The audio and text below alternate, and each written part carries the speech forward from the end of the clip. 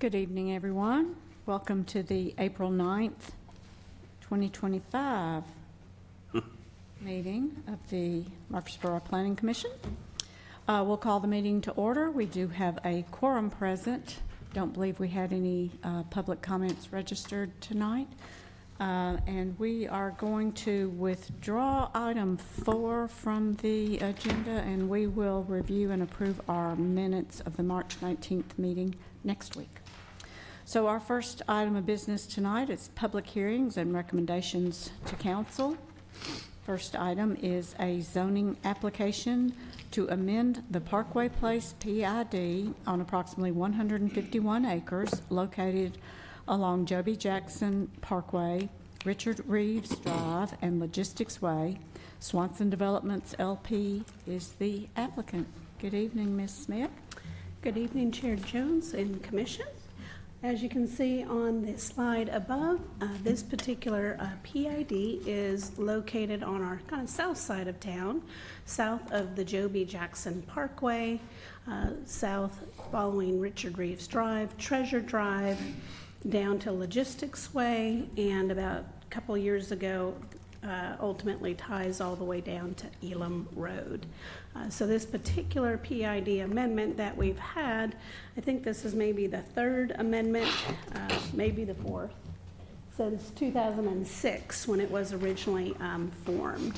This particular amendment really focuses on a couple of key items within the PID book.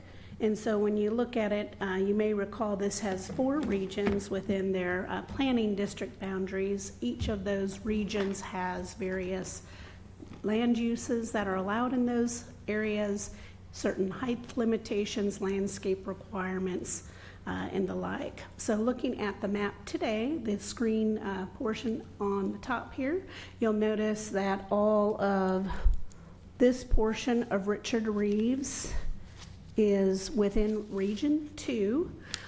Region 2 also includes currently the easterly side, and then you'll drop into Region 3, Region 4, which is adjacent to the residential, and then this Region 1 up top. So what we are proposing to do is really twofold. Is if you take this map and you compare it to the next one, this next one you'll notice on the westerly side of Richard Reeves Road, Boulevard Drive, that actually changes to Region 3. And the primary reason is when we did our amendment a couple of years ago, we did allow for some outdoor storage activities only on the westerly side of Richard Reeves because those were not adjacent to single-family residential. And so it was done in the form of a footnote and kept the Region 2. So here what we're proposing is to change that. Now, currently there are already buildings built at this location here. To the south of there is the Ferguson Waterworks project that's going in, and then recently the volunteer fleet use was approved on a site plan, but it is pending the amendment being requested here. So the second portion of it is really what we call page 17, I believe it is, that has yellow highlighting for the various uses. I don't know if you can see that as clearly on your screens, but there were a couple of things that we took this opportunity to also look at when we looked at that particular opportunity. And so here again you can see that Region 3 boundary showing a little bit different color, and then when you go to that contractor's yard outside storage, this was the one item that used to be in Region 2, only allowed on the westerly side, but now with the proposed Region 3, we removed it from Region 2, only allowed it in this area, which it does the same thing as the previous intent. So it just does it in a different fashion. The other thing that we looked at doing is, as we mentioned, volunteer fleet. This particular use here did not exist previously in the PID for motor vehicle repairs for medium and heavy duty vehicles, commercial vehicles. And currently they are located in Region 2, about in this area, directly adjacent to some of those residential properties.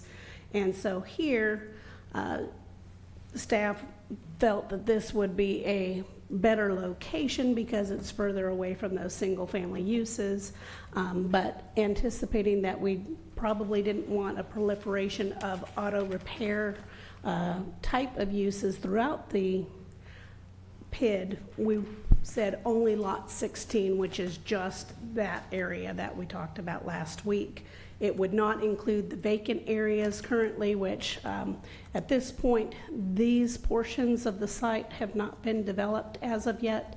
And I believe there's one property here that is within Region 3 south of that volunteer fleet. And those are the only two, I'll say, unaccounted for project areas. All the rest have either been approved or are under construction. The other opportunity that we Ms. took Smith, here. can I ask real quick while you're talking about that? Sure, ma'am. Can you circle for me one more time? Where is lot 16? So lot 16 is right Okay, that's what I here. thought. Okay, just wanted to make sure. Yes, Thank so Logistics Way has been constructed already with that bulb cul-de-sac, and that's the area in which they would like to put their permanent activity. Currently, they're a tenant, and I believe they're purchasing the property, so it will be their business property at that location, contingent upon the council actually approving the amendment that allows that use within those areas. So the other things that we did clarify as well with this opportunity is this particular use here. You recently changed our zoning code to have that particular use in, so we wanted to make sure it was clearly different. Before, we actually had two warehousing titles, and then dry cleaning was separated a couple of years ago into a smaller dry cleaning versus a more commercial type facility. And then self-service storage facilities, we clarified that, just the title of what it was called. Same thing with the wholesale establishments. And then before the staff report was completed for this public hearing, the applicant had made this request for powder coating indoor. We did some kind of reconnaissance out in some of the current facilities that are operating in that use, and so they're requesting that it be allowed in Region 4 or Region 3. And the caveat that staff felt that we could only support that is if all of those activities were indoors, right? So that way the idea is that you don't have any noxious issues with an outdoor activity in those particular areas. So that is the request of the applicant on those additional uses. And I believe that summarizes really the main crux of the amendment request, and this has been noticed as a public hearing for the area, and we have had a couple of calls. They were just wanting to clarify what those changes were, and staff clarified them, and at least we did hear support for the volunteer fleet moving from its current location to a location further away. So with that, the applicant's engineer is here for any questions that you may have, and any questions you may have for me. Any questions? Okay. Thank you, Ms. Smith. Thank you. We will open the public hearing. Ask anybody that would like to speak to come forward to the podium. Please state your name and address. You will have 3 minutes to make your comments, and please make all your comments directly to the Planning Commission and not to the developers or other members of the audience. So with that, the public hearing is open, and we invite anybody to come forward that would like to speak either for or against this item. Anybody?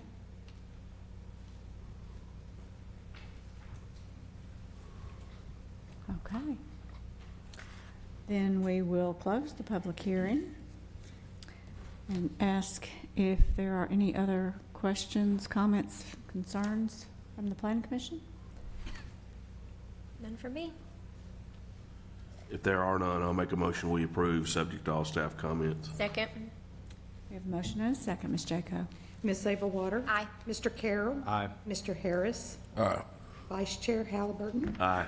Mr. Prince. Aye. Mr. Wright. Aye. Chair Jones. Aye. Okay. All right.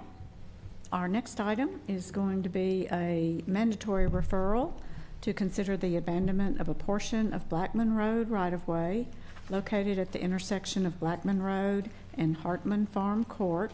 SEC Inc. is the applicant. Ms. Lewis, good evening. Good evening. For this item, the Planning Commission is being asked to consider the abandonment of a portion of Blackman Road public right-of-way. The request for abandonment is depicted in the agenda materials, and the segment to be abandoned is the remaining piece from the realignment of the Blackman Road. Staff has obtained comments from other city departments and utility providers regarding the impact of the proposed right-of-way abandonment, and those responses are included in the attached memorandum from planning staff. And based on those responses received, staff recommends that the following conditions of approval be applicable to the right-of-way abandonment. The applicant shall provide a legal description and exhibits necessary for the city to draft the legal instruments. Such instruments shall be subject to the final approval of the city legal department. The applicant shall be responsible for the recording of the legal instruments, including payment of the recording fee. If the abandonment is approved, a subdivision plat combining abandoned right-of-way with the adjacent lots shall be submitted to the planning department for review and approval. The quitclaim deed for the right-of-way abandonment and the companion final plat are to be recorded simultaneously. And if the abandonment is approved, then the appropriate easements for existing utility and drainage infrastructure shall be recorded on the subdivision plat. The Planning Commission should conduct a public hearing and then formulate a discussion and recommendation for the City Council regarding the abandonment. Staff recommends that any approval be made subject to the above conditions. And I am here if you have any questions.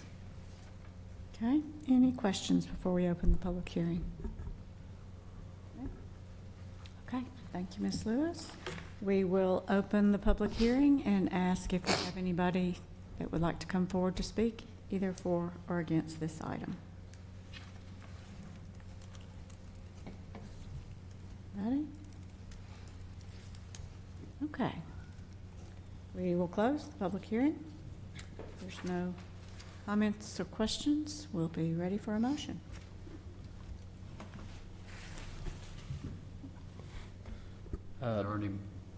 Go ahead. If there are none, I move for approval. Second. Motion and a second. Ms. Jacob?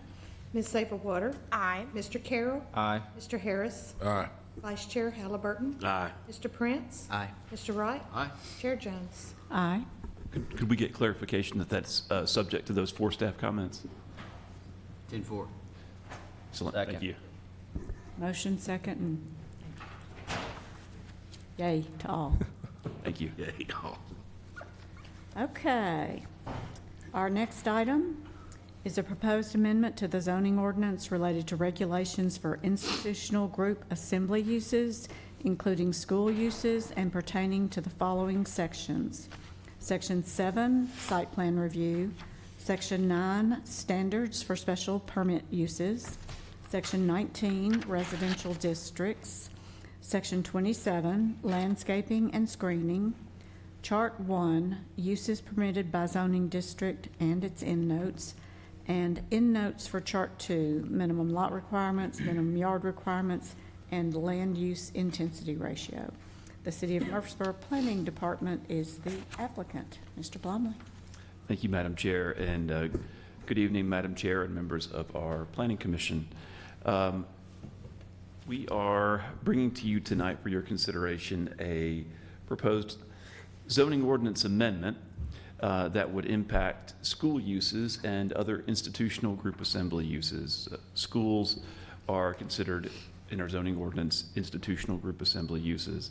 So right now they're all kind of lumped together, and so what we're trying to do is separate schools out of that institutional group assembly set of regulations, and kind of make it independent with its own separate regulations and process. So, first of all, how did we get here? So, over the last several years, we've received feedback for some ways that we could improve our process. For example, one of those bits of feedback that we received was that the process for schools to be approved is too lengthy, and schools have deadlines to meet in order to complete construction to serve their students. And we certainly understand that, and the functions that they carry out on a day-to-day basis, and the need for those facilities in a timely manner is important. Also, that there was too much uncertainty regarding some regulations, specifically buffering, as the type and amount of buffering in most circumstances is not set by the ordinance, but was rather determined by the BZA. So, also kind of where we're at right now, for current zoning requirements, public and private schools, grades K through 12, and expansions thereto are allowed by right in most commercial zones. However, they are only allowed with the granting of a special use permit by the Board of Zoning Appeals in most residential zones. So that's what we currently administer. So let's get to the proposed changes.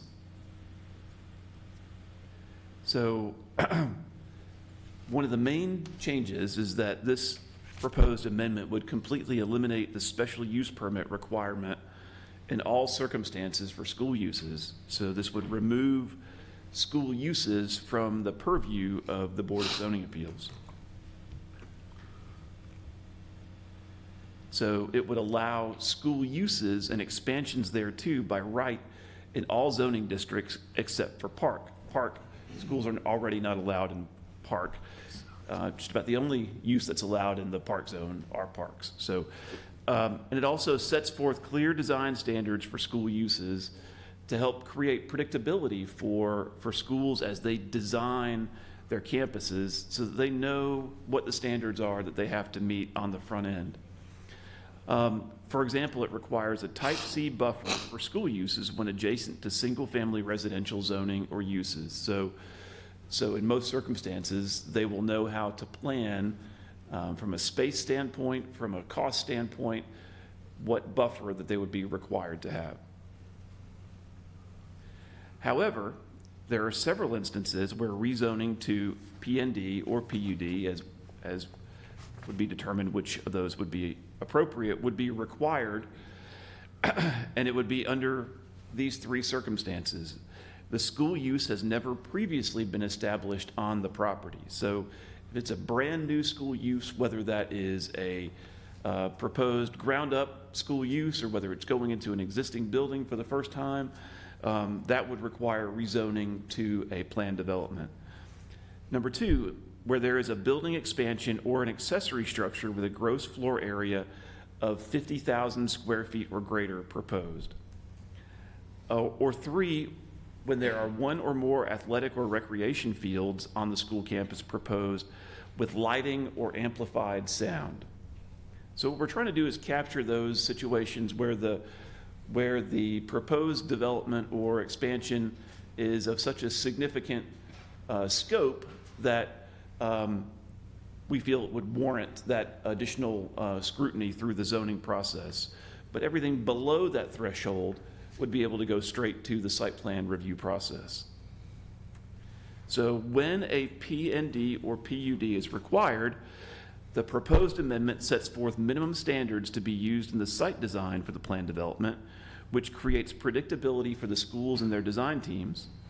However, as with all plan developments, it allows the Planning Commission and the City Council the flexibility to grant exceptions to the requirements when warranted and to place any additional conditions on the approval needed to ensure that the use is compatible with the surrounding area.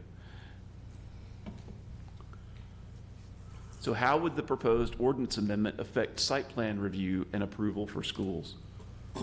Well, in general, the majority of site plan review applications for schools will be processed administratively, which is a shorter process with additional flexibility regarding timing. However, Planning Commission site plan review will still be required for the same 3 instances where planned development zoning is required, as well as several other miscellaneous instances. So those 3 instances, as I mentioned, were brand new school on the property, addition of 50,000 square feet or greater, or new recreation fields with lighting or amplified sound. So other proposed modifications in the ordinance amendment. It creates additional flexibility for the maximum building height of school and church buildings. One of the things that we have noticed for both of those types of uses is that there's a demand for buildings, especially on larger campuses, that exceed the maximum 35-foot building height for the single-family residential zoning district. And what we've done is we've built in, if the building is separated from residential property by a certain distance, and if the size of the property is over a certain amount, then we built in some extra flexibility for the height of those structures. Other proposed modifications is that it recommends but does not require the installation of irrigation systems at school uses. It separates the standards for school uses from the standards for other types of institutional group assembly uses. And it creates additional consistency in the minimum standards for other types of institutional group assembly uses. So, for example, buffering, like if there is a church or a lodge or another type of institutional group assembly use, they now have more predictability in how to design their site.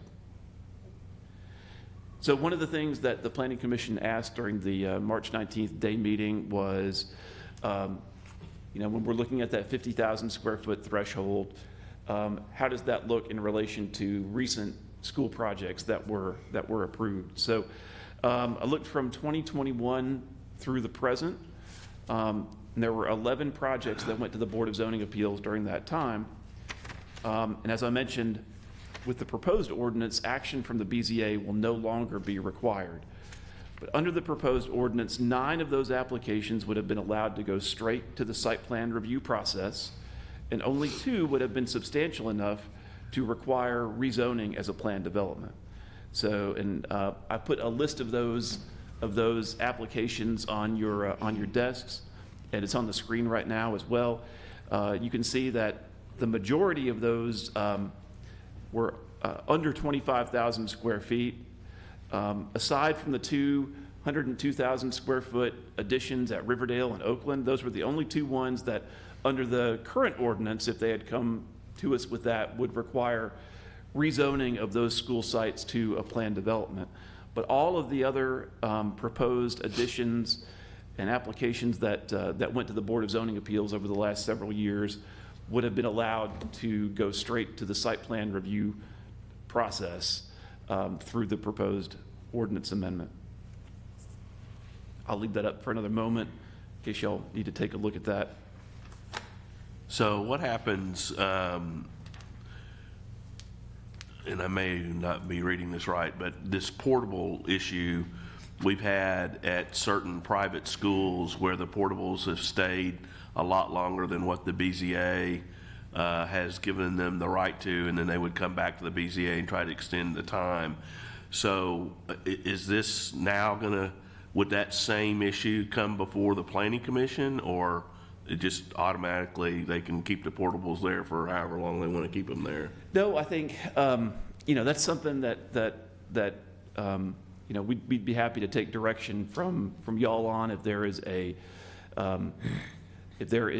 time limit that y'all feel would be appropriate to put in the ordinance for those portables. There's not anything currently written into the ordinance, and that's one thing that the Board of Zoning Appeals has had the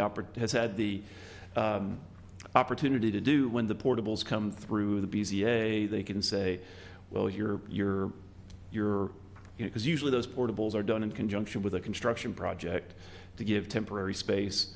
The BZA has had the ability to say, by the time you get your C of O, or you're proposing to open in fall of 2027, the portables need to be gone by September of 2027. So if that's something that the Planning Commission wants, we could certainly build in a time frame into the standards. I mean, it just, I know for public schools, it's very difficult as it grows, or the surrounding, that particular area grows, they got to go to portables until they can build another school and rezone. So you got to have to look at both sides of this. I just know that I've just felt like that we just kept extending and extending and extending, and if we don't have any kind of time frame, or at least some sort of ability to review it, So I think the only be in perpetuity. The portables that the BZA has seen have been with respect to MTCS, PCA.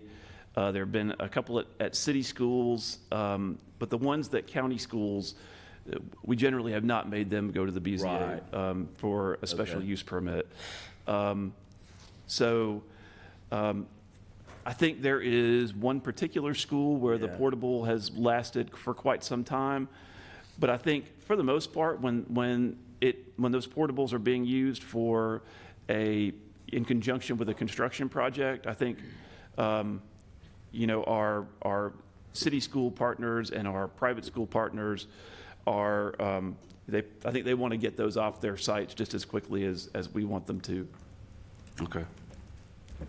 But the only other question that I have is, if it is required to go to a P&D or a PUD, at that point, there would be a public hearing at Planning Commission. Is that a correct statement? Yes, sir. It would go through the exact same plan development process that any other plan development would, which would include a public hearing at Planning Commission and a public hearing at City Council, with all of the requisite notice and signage. All right, thank you. Sure. And just to confirm, public school and private school are treated the same? Yes, that's correct. So in our zoning ordinance, we have the use is public or private, or public and or private schools, grades K through 12. And so it's not separated out currently, and we're not proposing to separate it out. They would, all public and private schools, grades K through 12, would be included in the amendment. Okay, thank you. Okay, any other questions before we open the public hearing? Okay, if not, then we will open the public hearing and ask if we have anybody that would like to come forward tonight to speak either for or against this item.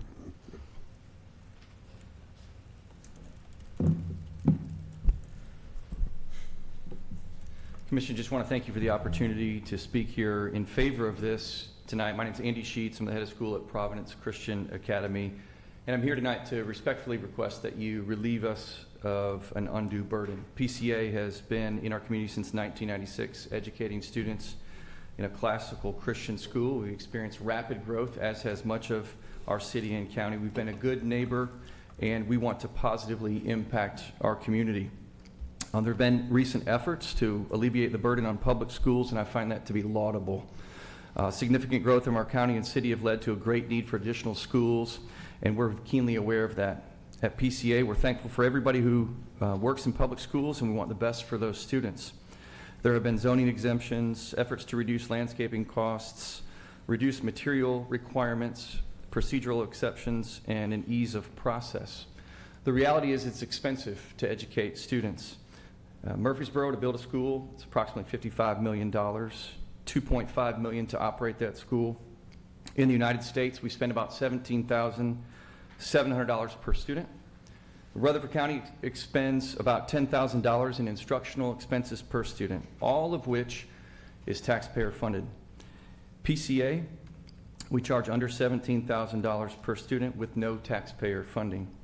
We rely solely on taxpayers to invest an additional $16,000 to $17,000 of their after-tax earnings to educate children.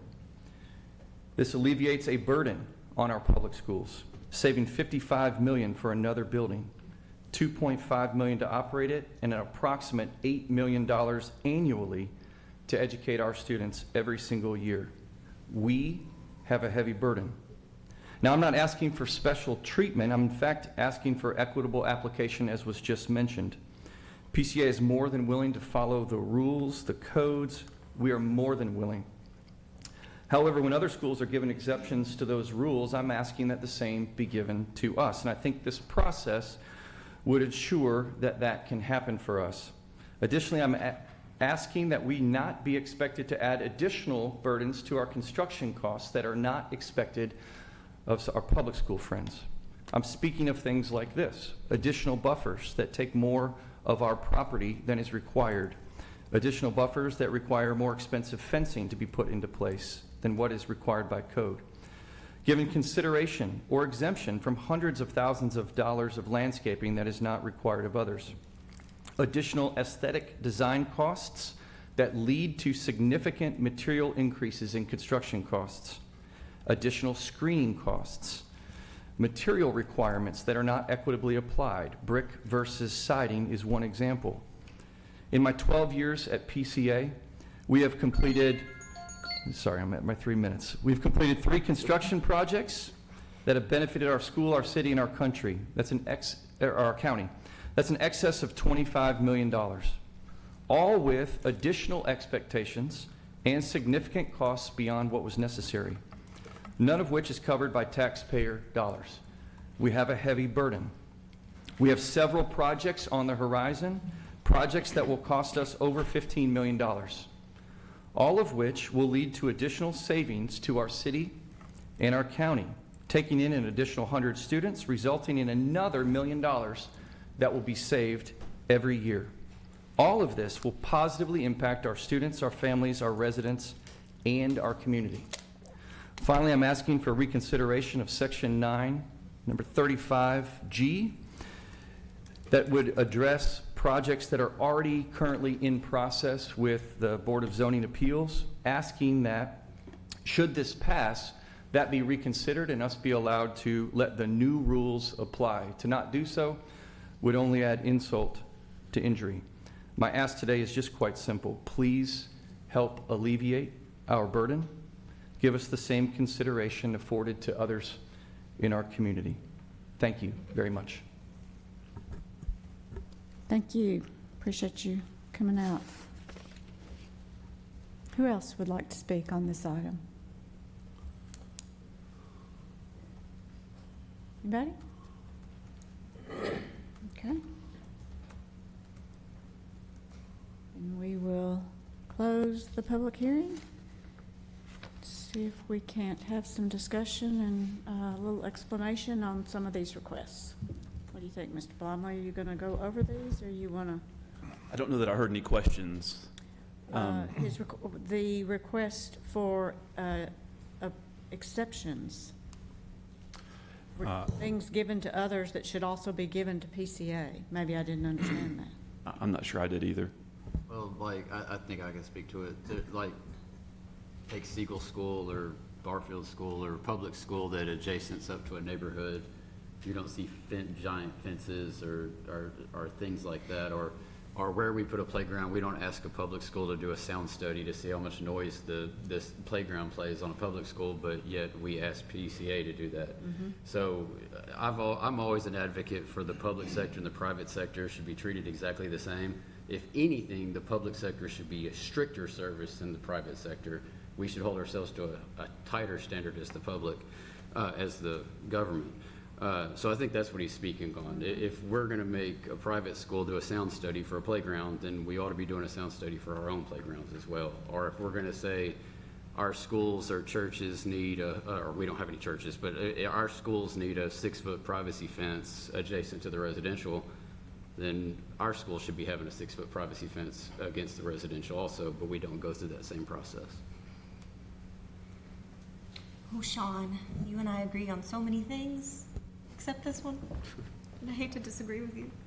That's what the word's I about. feel the same way I did when we discussed this at council preliminarily prior to coming before Planning Commission, which is, I believe public schools benefit the public good, and they serve a public service funded by our taxpayer dollars, and private schools do not. And as the gentleman pointed out, They do not receive taxpayer money. And the point of this amendment to the zoning ordinance, and the reason we talked about this in the beginning, was to alleviate the burden that the public schools were facing. Not the private schools, the public schools. The ones that are funded by taxpayer money. The people in this room pay their taxes, which fund these schools. Going to private school is a privilege, and it is optional. I attended private school, and I was blessed to do so. My parents paid the tuition because that's what it cost.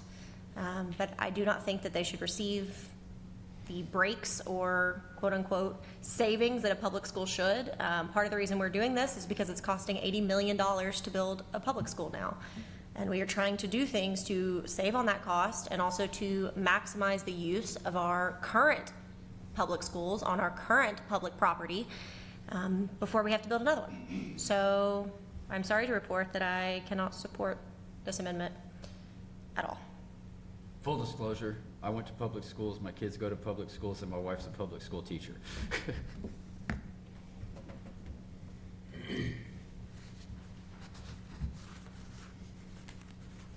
Anyone else have thoughts? I'll comment. I mean, I think from the standpoint of streamlining the approval of these projects, which I'm assuming that's the intent here, you are accomplishing that by this amendment.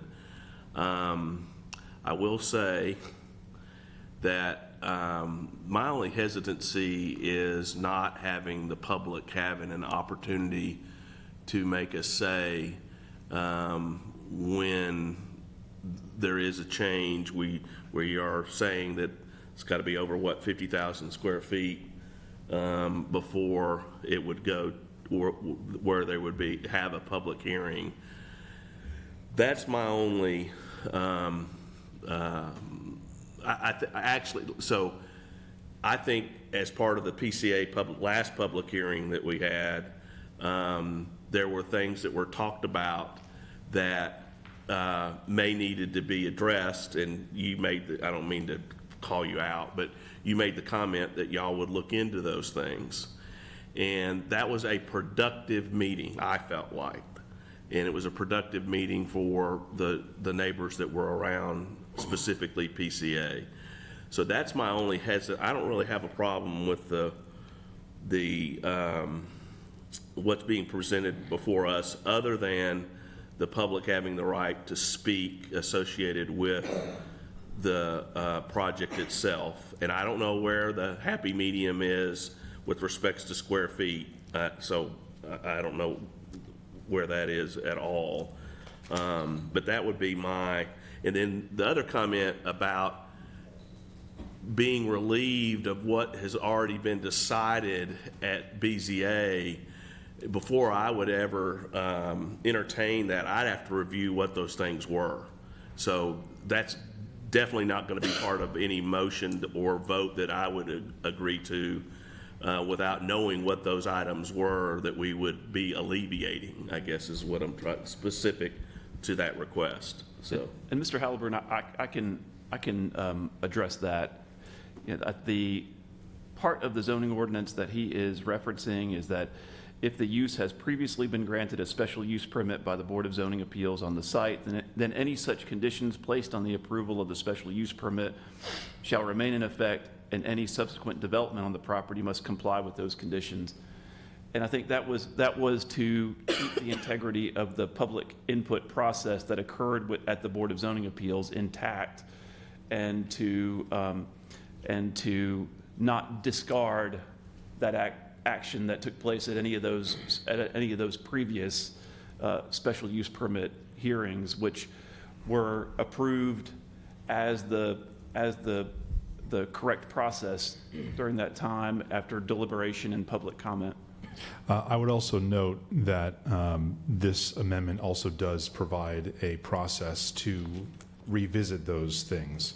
In section 34-2, subsection I, essentially, if a school wants to revisit any of the BZA requirements that are previously provided on them, they can go through the PND process. really?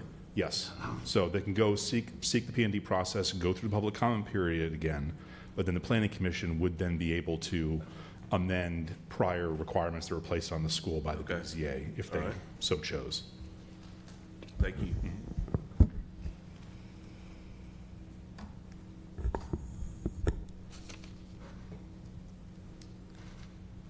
Ken, you said you didn't know where the happy medium was, where the square footage. You want to throw a number out there? People with smarter minds than mine came up with that 50,000 square foot number. So the only thing, Kathy's looking at this list. So out of 11, only 9 would have a public hearing based upon what's happened since 2021. That doesn't feel right to me. But again, I wasn't part of. Only 2 would Excuse me, I apologize, only 2. So, I mean, if staff feels like that's the right number, I'm okay with it. I don't know how we came up with that number, I but think, I mean, it's an arbitrary number. Yeah. So, we had to have a starting point, and that's what we came up with as our starting point. What we felt like anything above that would be substantial enough to trigger the higher level of scrutiny. But we're certainly, whatever the planning commission, whatever that threshold is that the planning commission feels, we're certainly happy to modify that at the will of the planning commission. again, I don't know what that number is. And back to your question, John, I mean, I don't know. So, 50,000 just seems big. I mean, I don't know. I mean, Does anybody else have is 25 the number for anybody, or where's Well, what's everybody And feeling? that doesn't change this list. Yeah. yeah, I mean, I think it it'd have to doesn't. be 10 to change this list, and all that does is pull in 2 of the private schools, and leaves out all the rest of the public schools. And that shouldn't be, no, it actually pulls in 3.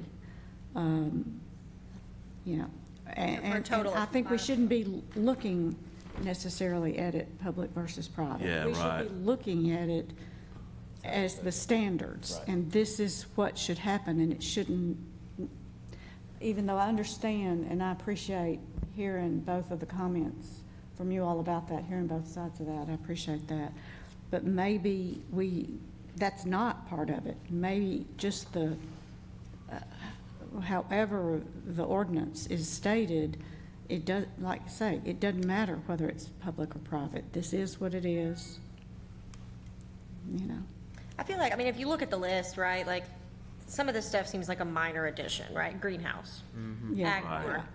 I hope these ag barns don't have like animals in them, right? Do we keep animals on our public school? There's goats there. Okay, I'm gonna be honest. If I lived in a house next to a school, that's one thing, but if they put goats there, I'd be really mad. He's making. Okay. Well, and see, all right. that was one of my questions too, is like the actual uses. So I mean, like, you know, I went to Riverdale, I mean, we had a shop there. You work on cars or whatever. So It was, wouldn't really it was apply to there them, in but if they. 1972 when we opened Riverdale. Yeah, there you go. Did you take shop class, Ms. Jones? I didn't, but I did get to be there the first day school opened. But Yeah. what I was getting at is like, so if It's they, loud. if they wanted to add a 5,000 square foot expansion to put a shop there and work on cars right Right. beside a residential area like that, just because it falls under the 50,000 square feet, they're able to do it Yeah. I with no agree. problem, right? So I mean, That's a good point. I don't really care much about the square footage as much as I do maybe more of the usage, if that makes sense. I mean, I'm just using that example. I know like Riverdale has a shop, Oakland probably has one, but like, you know, would PCA ever put one in? I don't know, but I'm just saying like, that's a good example that I can think of where it would bypass the public hearing and then all of a sudden they're working on cars right beside your house. Right. You know, like That's a good point. I mean, back to public or private, I'm just Yeah. saying.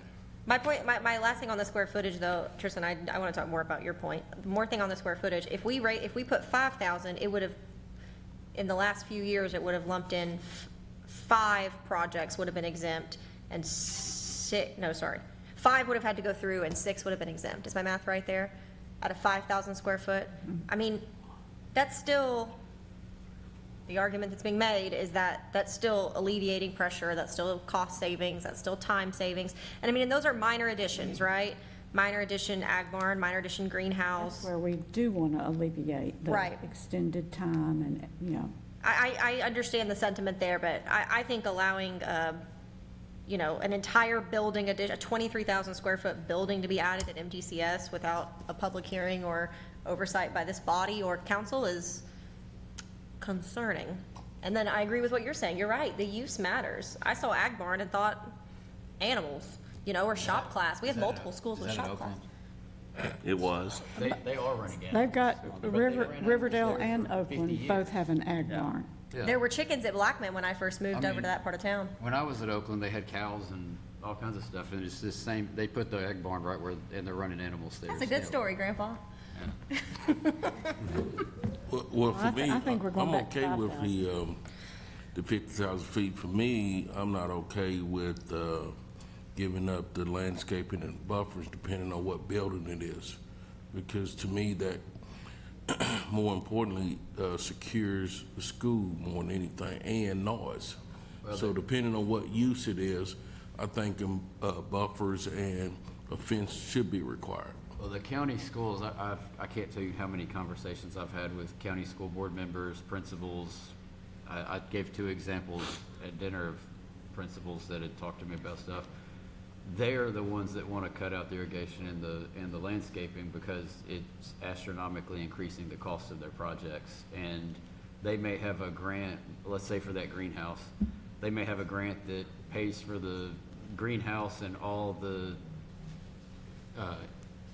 instructional material for the greenhouse and that class and things like that.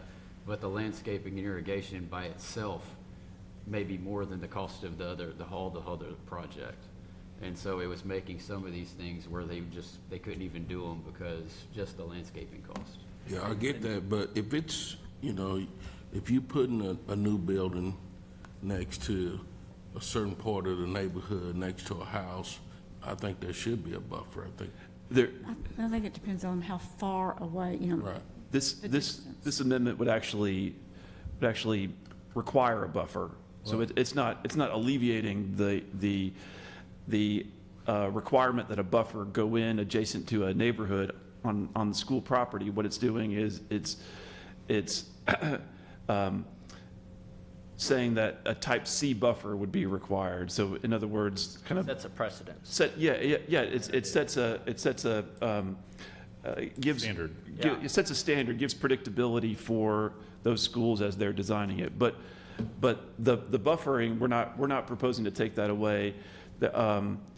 And the irrigation we're proposing to make recommended but not required. But there is nothing in here that would make landscaping recommended but not required. The landscaping would still be required as it always has been. I guess I was just referring to the statement made by the gentleman that kind of wanted to have exceptions to not to have those things. And this ordinance amendment would not do that. It would codify a type of buffer as opposed to, I think what we're attempting to do is that right now, when a school use in a single-family residential zone goes to the Board of Zoning Appeals, there's no set buffer type. And so staff will evaluate that application on its merits, make a recommendation to the Board of Zoning Appeals for, you know, whatever type of buffer or fencing that staff feels is appropriate. But the Board of Zoning Appeals, of course, can say, well, we think a lesser or a higher standard is required. And so what we're trying to do with this is say, this is the standard. There is still buffering required, but you know what you're getting into on the front end as opposed to the uncertainty that happens right now. And that's not bad uncertainty. It just goes through a deliberative process with public input, and the Board of Zoning Appeals makes that decision, but that decision's not made until after the applicants have a lot invested in design.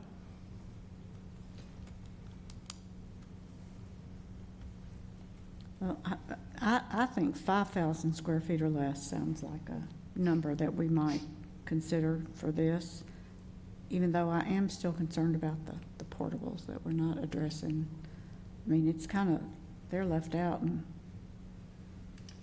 I'm not sure how that works. But as far as if we look for a different number, and would that help?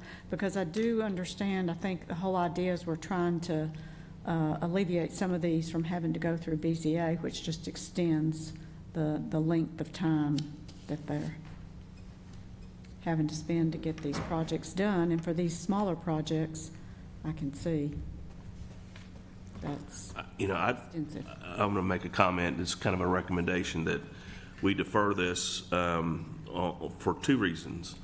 One is coming up with the the 5,000 square foot number is the right number.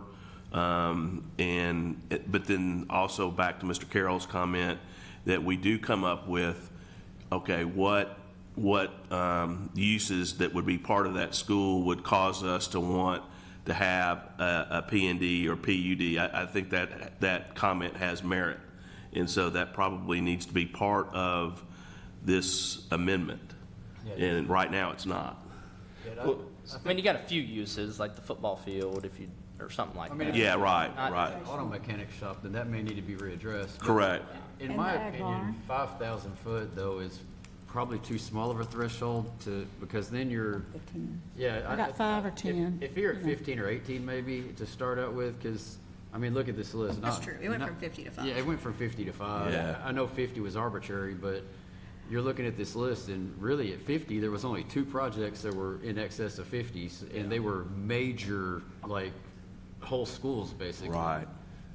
So you're not even, I think. You notice PCA was- 5 or 10 does not change Yeah. the number. Well, that's what I said. I think So 15 or probably 18 go is to probably 10. more likely the real number, or even 20, just to make it a round number. I think 20 would be a good number. Yeah, so if you do it at 20, that encompasses a lot.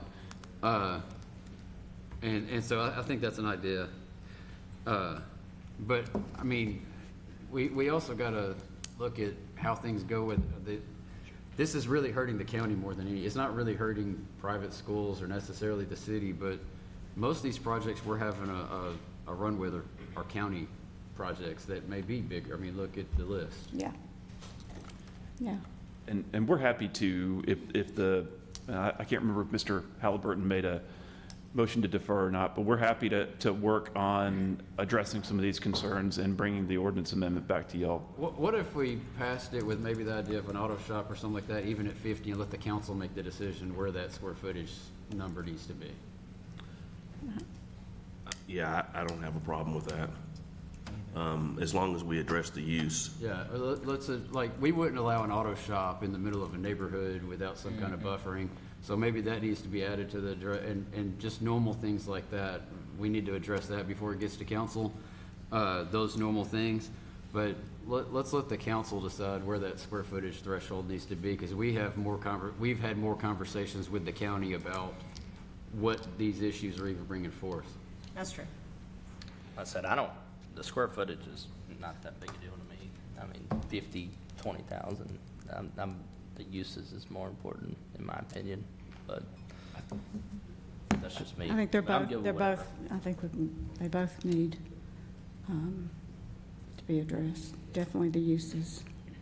I think we can, so I think if that's the direction y'all want to go, we can, in addition to those 3 items that I listed earlier, we can come up with a 4th or a 5th to address those types of situations. And I think we can,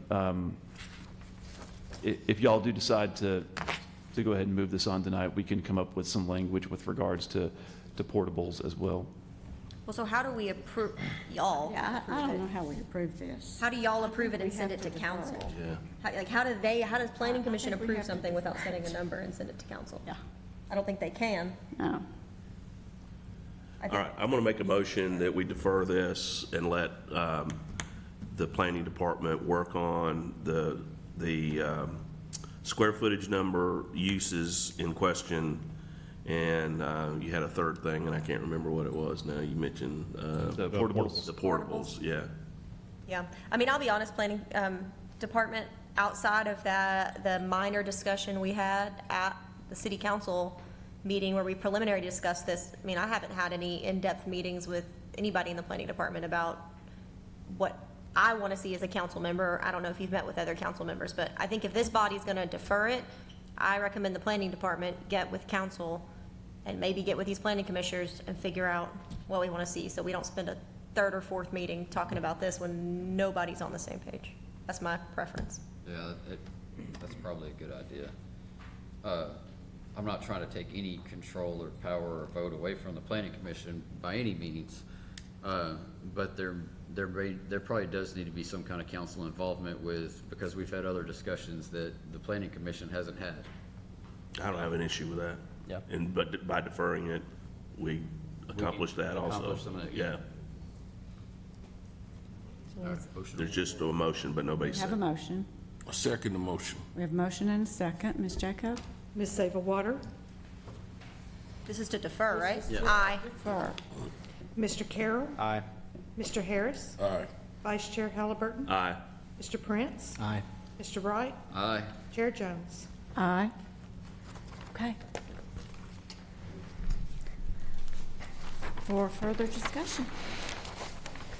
All right, that concludes our public hearings for tonight. Next, we have staff reports business. Our first item is outside the city sewer service. It's a request to amend the conditions of approval for an outside the city sewer customer on approximately 46 acres located along Epps Mill Road and Capitol Way. Towery Development is the applicant. Mr. Donovan, good evening. Good evening, Chair Jones, and thank you. So the subject property before you tonight is located on the north side of Epps Mill Road and on the west side of I-24. You can see it on the map before you. There are actually two parcels that are involved in this. 2.01 is the larger property to the west, and the smaller property that also fronts on Capitol Way is parcel 27. The applicant, Towery Development, has submitted a request to amend the conditions of their outside the city sewer approval. Specifically, what they are requesting to occur is to reclassify their equivalency zoning for the property that is within unincorporated Rutherford County from light industrial to general industrial. They have indicated to staff that the reason they've made this request is to allow motor vehicle sales, rental, and repair of medium and heavy-duty vehicles, which is not permitted in the light industrial, the LI district. And I provided the letter for your planning commission to review in the packet as well. So the light industrial was originally recommended as the equivalency zoning here based on the Capitol Business Park that's just to the east of this property, so that it was consistent with what was in the area. The Planning Commission and City Council previously approved for the larger parcel 2.01 the IL equivalency during their meetings in September of 24 and October of 24, so just last year. The parcel 27 was approved in 2005 with the Capitol Business Park tract at that time. And in 2005, that motor vehicle sales, rental, and repair for medium and heavy duty vehicles was not within our use tables. So one thing for this body to note is this is outside city sewer agreement, and there are capacities that go along with that. This will not affect that capacity. The capacity will remain just as it was under the previous approval with the amendment to the approval. And you can see the three conditions of approval that were from 2004. The only one that is changing is condition of approval number 2, and it's a city equivalency zoning classification of general industrial shall be assigned to the property. I've also included for your review a list of the use tables, which has the GI, the general industrial highlighted in green, and the light industrial in yellow, just so you can see the difference, because there's some other changes within the uses. Another item for the body to note, there's been a recent change to city code on how we handle outside the city sewer customers, because both of these approvals were approved under the old the old process. Staff thought it was appropriate to bring it back through the old process to amend the zoning assignment for the property. Planning Commission will need to discuss the matter and make a recommendation for City Council. I'm happy to answer any questions you have, and the applicant is here as well.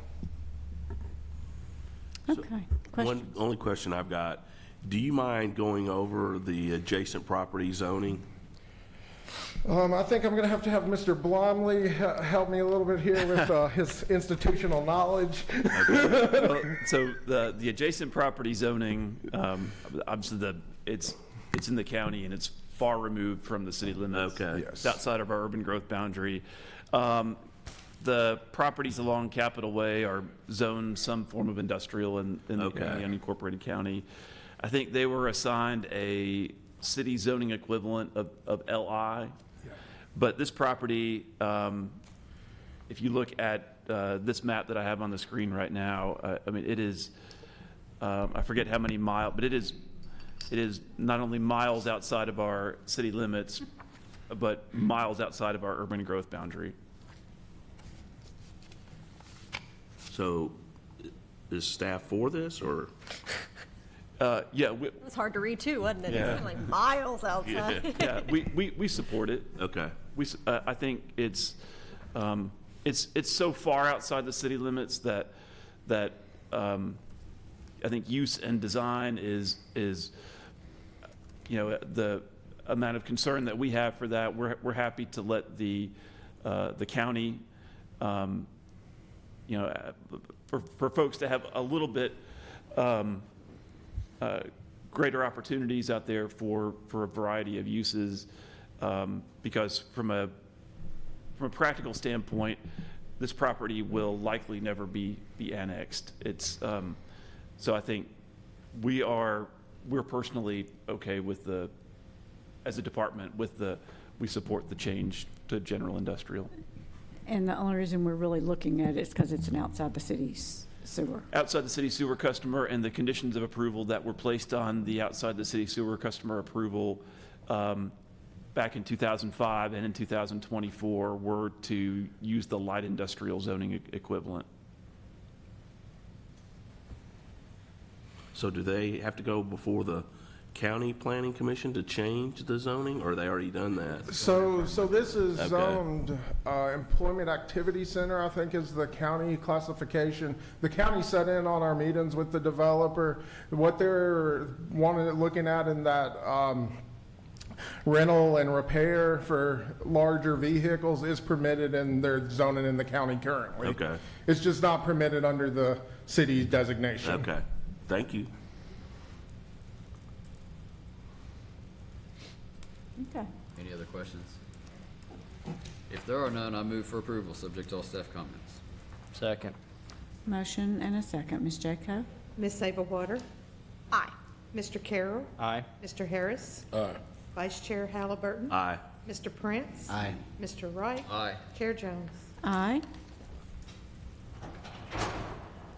Okay, our next item is a mandatory referral to consider the abandonment of portions of a drainage easement on property located along DeJarnett Lane. SEC Inc., on behalf of Providence Christian Academy, is the applicant. Ms. Smith? Good evening, Chair Jones and Commission again. This particular item, as you can see on the aerial, involves the PCA school site. You can see with our GIS map, the area kind of highlighted in blue is the existing drainage easement on the property.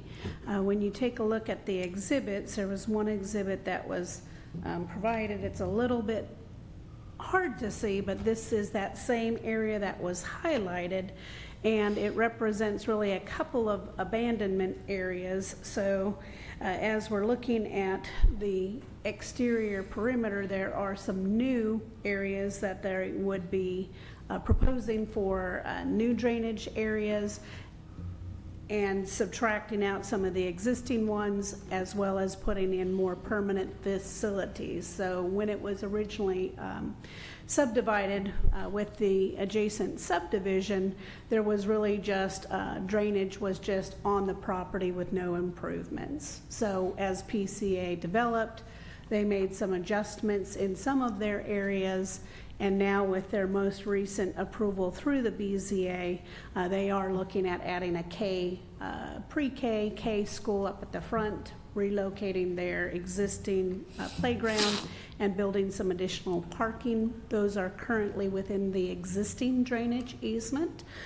So we did go ahead and reach out to our engineering department, whereas the city engineer reviewed the request and just requires that the abandonments be subject to the submission of a new stormwater calculations and recording of a subdivision plat that relocates the easements. So they need to basically prove that the new facilities will adequately handle the flows within that particular project site. Currently, these are considered public easements, and so we would require that any of the new easements also be public easements, because they don't just serve this site, but they serve some of that adjacent site as well. There are a couple of conditions of approval that had been listed there in the staff report, items 1 through 4. First and foremost, that the final design of that new stormwater calculations for the replacement drainage system shall be subject to the review and approval by our city engineer. 2, that the applicant shall submit a final plat for review and approval combining the 2 PCA lots, and then the abandonment easements will be referenced on that final plat, and the new drainage easements will be dedicated and recorded with that plat. So basically, you don't eliminate one until you have the full replacement system. And then the applicant would be responsible for providing legal descriptions, exhibits, and documents necessary to make sure that gets carried out. And then lastly, they would be responsible for paying any of those fees.